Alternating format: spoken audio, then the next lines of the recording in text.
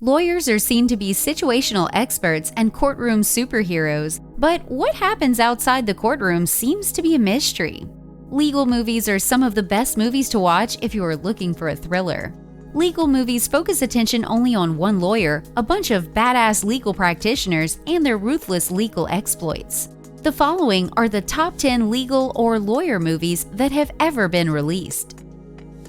Number 10. My Cousin Vinny, 1992. Joe Pesci plays Vinny Gambini, a rookie lawyer who finally passes the bar exam on his 6th attempt. His cousins accidentally shoplifted a can of tuna from a convenience store, and the store clerk was robbed and murdered sometime later. The cops then arrested Bill and Stan as they were the main suspects for the crime. Number 9. Erin Brockovich, 2000. The film Erin Brockovich is based on the true-life story of a young legal practitioner. She fought against Pacific Gas and Electric Company for their culpability in California's Hinkley groundwater contamination incident. PG&E were ordered to pay a settlement of $333 million to be distributed among the plaintiffs. Number 8. Marshall, 2019. Like Erin Brockovich, Marshall is a true-life story that happened in the 1940s about a young black lawyer. Thurgood Marshall, played by the late Chadwick Boseman, was a young National Association for the Advancement of Colored People lawyer who traveled around the United States defending wrongly accused people of color. After one of his trips, he returned to his New York office only for him to be sent to Bridgeport, Connecticut to defend Joseph Spell, a chauffeur accused by his white employer, Eleanor Strubling, of rape. Before leaving for Mississippi for a case, he prepared the final statement with Friedman. Now, the prosecutor saw an opportunity to shove a new plea deal to Spell, but he declined. After the closing statements were made, the jury found Spell not guilty. Number 7. Fracture, 2007. In this 2007 drama, a wealthy rich Irish aeronautical engineer living in Los Angeles, California, Theodore Ted Crawford, shot his wife, Jennifer. The latter was having an affair with a police detective, Robert Nunnally. Police were called to the scene to help calm Crawford down to put down his gun, and among them was Robert Nunnally. Crawford was arrested, sent to trial, but he won the trial. After the trial, the prosecution attorney did an investigation and he finally came together with the cops to arrest Crawford again. Number 6. Primal Fear, 1996. Archbishop Rushman, a beloved figure and the head of the Chicago Catholic Diocese, is murdered brutally in his private quarters. Aaron Stampler, a 19-year-old boy, was apprehended after he was caught in blood and fled the crime scene. The case was taken up by Martin Chase, one of the best defense attorneys in Chicago. After careful examination, Aaron was diagnosed with dissociative identity disorder caused by physical and sexual abuse. Aaron was called to the stand to testify, and the prosecutor questioned him to the point that he switched to Roy. The switch became even more violent because he attacked the prosecutor. Per this, the case was dismissed, and Aaron was sent to a mental facility for treatment. Number 5. The Firm, 1993. Mitch McDeere was about to graduate at the top of his class at Harvard Law School.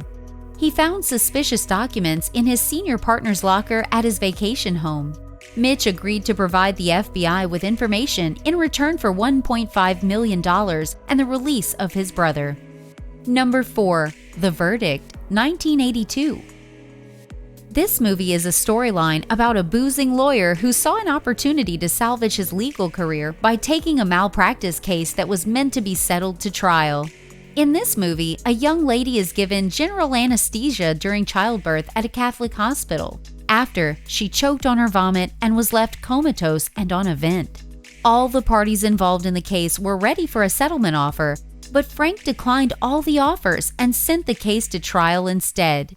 After going through a rather unconvincing trial, Frank concluded the case with a touching closing statement. The jury then found favor in Frank's client and asked the judge for an increase in the amount sought by the plaintiff. Number 3. 12 Angry Men, 1957. A 12-man jury had to deliberate the conviction or acquittal of a person charged with murder. In a preliminary vote, all the jurors voted guilty except for Juror 8.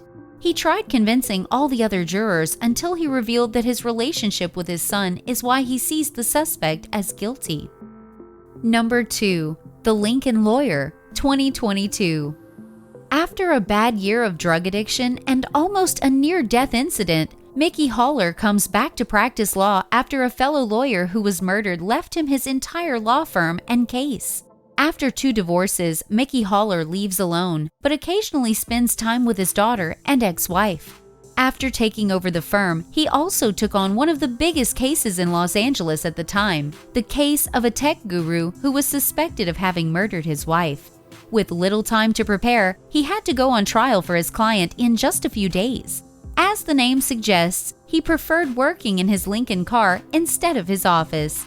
After the trial, the client was found not guilty. Number 1. A Few Good Men, 1992. In Guantanamo Bay in Cuba, Private Santiago broke the chain of command to ask to be transferred away from the base. Base Commander Colonel Nathan Jessup orders Santiago's platoon commander to train Santiago, who later dies. Lance Corporal Harold Dawson and Private First Class Loudon Downey are accused of murder. Santiago was killed in retaliation for naming Dawson in a fence-line shooting into Cuba. Still, U.S. Navy JAG Corps investigator and lawyer Lieutenant Commander Joanne Galloway suspects Dawson and Downey carried out a Code Red order. The suspects were represented by Lieutenant Daniel Caffey, who pleaded not guilty to his clients. At the end of the trial, all of them were found to be innocent of the charges.